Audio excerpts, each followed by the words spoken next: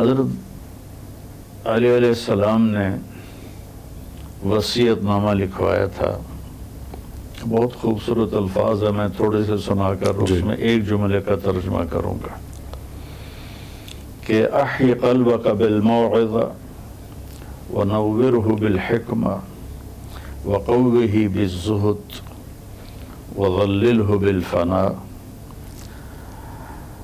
وأعرض عليه أخبار الماضين وسر في ديارهم أين حلوا فإنك ترى قد انتقلوا من دار الغروب ونزلوا في دار الغربة فإنك سرت كأحدهم فلا تبع آخرتك بدنياك بل بع دنیاک بآخرتک. یہ آخری جملہ، لیکن سارے کا میں ترجمہ کرتا ہوں کہ بیٹا یہ امام حسن علیہ السلام کو لیے وصیت لکھوائی تھی اپنے بڑے بیٹے کو کہ بیٹا دل کو زندہ رکھنا قرآن سے اور اس کو روشن رکھنا حدیث سے، اور اس پہ قابو پانا موت سے،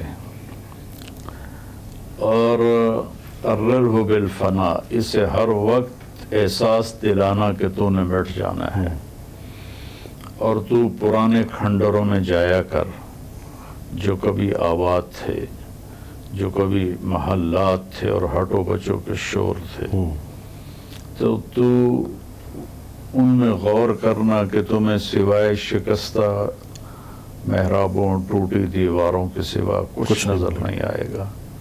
تو بیٹا ایک دن تو بھی یہ جہان چھوڑ کے چلا جائے گا. تو یہ آخری جملہ وہ سم ہے، سم پہ بات آتی ہے کہ پھر کبھی اپنی آخرت کو دنیا کے بدلے نہ بیچنا، بلکہ اپنی دنیا کو آخرت کے بدلے میں بیچ دیں. کیا بات. تو آپ نے حکومت چھوڑ دی.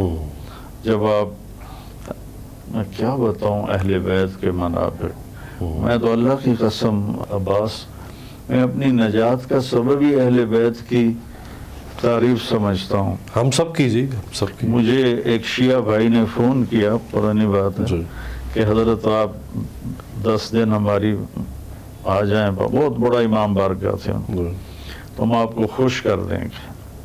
تو میں ہنس پڑا، میں نے کہا مجھے معلوم ہے خوش کرنے کا کیا مطلب ہے، وہ آپ کے ذاکر کافی ہیں، آپ انہیں خوش کریں. میں جن کی تعریف کرتا ہوں میں ان سے خوشی لوں گا، آپ مجھے کیا دیں گے؟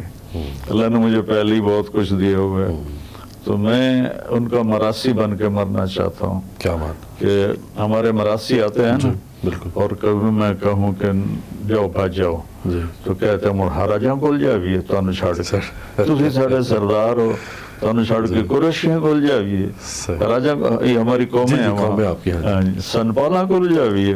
پھر مجھے بھی شرم آتی ان کو دیتا.